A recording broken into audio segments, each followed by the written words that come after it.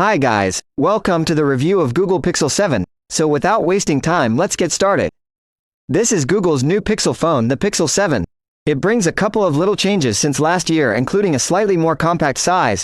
This is not exactly a groundbreaking update, but there are a few new features worth digging into. The Google Pixels are phones that get a lot of publicity generally for their cameras and software experience, that despite the fact that they are only available in certain markets like the US. In new Pixel 7 you get a more brighter screen, a new selfie camera and an improved Google Tensor G2 chipset. Now let's start with the design. We have a slightly smaller, more display and body than last year. The back is made of Gorilla Glass Vectus now, and the wide strip for the cameras is made of aluminum, not glass. The Pixel 7 has a IP68 rated against dust and water up to a depth of 1.5 meters. Like I mentioned before, the Pixel 7's display is more smaller. It's gone down from 6.4 inches to 6.3.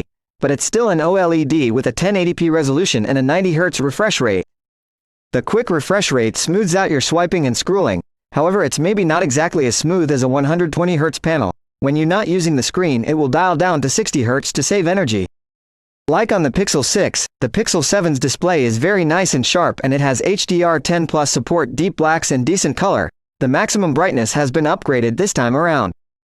We estimated a limit of 460 nits with the manual slider, and this can lift to 970 nits in auto mode when in bright sun. The Pixel 7's fingerprint reader sits under the display. It's very quick and reliable. For sound, the Pixel 7 has a stereo speaker arrangement with the earpiece doubling as the top speaker. Their loudness is great and the sound quality is great too, with clear vocals and decent bass.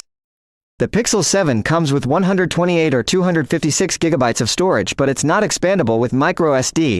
The Pixel 7 packs the same chipset as the Pro model, the second-generation Google Tensor G2 based on a 5nm process. It brings new mid-tier CPU cores and higher CPU clock speeds, plus a new GPU, and there's an improved Tensor Processing Unit or TPU capable of some serious numbers crunching. When it comes to the sustained performance, the Pixel 7 is not the best around, but in our test it showed a decent improvement over the past model. One of the huge selling points of the Pixel phones is the software. You get Android 13 with a clean and bloat-free stock Android experience, plus to their solid support from Google for at least 3 years of major updates. The new Pixels put the Tensor G2's new processing is to good with some region-specific AI-based features. Make sure you check out our Pixel 7 Pro review to learn more. We'll leave a link in the description below. The Pixel 7 actually has a smaller battery than last year at 4,355 mAh, but surprisingly battery duration has improved. The phone scored a decent endurance rating of 96 hours in our tests. The Pixel 7 support up to 20-watt power delivery charging. With it we were able to charge the phone from 0 to 48% in 30 minutes. Full charge takes some time, almost 2 hours. There is also support for wireless charging and reverse wireless charging too. Now on to the cameras. The Pixel 7 actually brings same back cameras as last year. A 50-megapixel main camera with OIS and a 12-megapixel ultra-wide. What's new though is on the front with a higher resolution 10.8-megapixel selfie camera. The Pixel 7's main camera performance is fantastic. These 12.5-megapixel photos are clear and reliable with a detailed and contrasty look, which is typical for the Pixel phones. The colors are decent, great contrast and wide dynamic range. There's no telephoto camera. The 2x digital zoom shots are decent and great sharpness. Portraits are taken with the main camera. Portraits have 2 zoom levels, but the field of view is a bit different from those of the regular photos. The 1x mode look great, the edge detection and dynamic range is decent, the subjects are well exposed and have a lot of detail. And the 2x mode are not the best, the detail level is lower.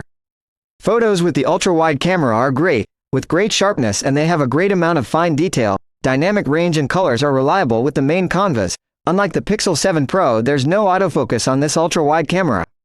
Now on to the selfies. The new selfie camera can take photos of the local zoom 0.7 times on the viewfinder or a cropped. In 1x mode the selfies can come out decent if the lighting is perfect.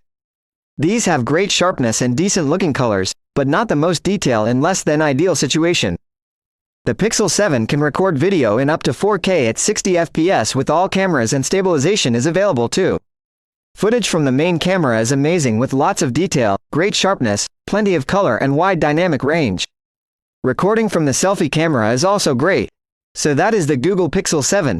You get some nice flagship grade features, all around, including decent cameras and some perfect AI-based functionality, for around $650, a much lower cost than your typical flagship. The biggest disadvantages are that you can find competitors with better battery duration and charging speed, plus the phone is not worldwide. So, that is the review of Google Pixel 7. I hope you enjoy the video. Thanks for watching guys and see you on the next one.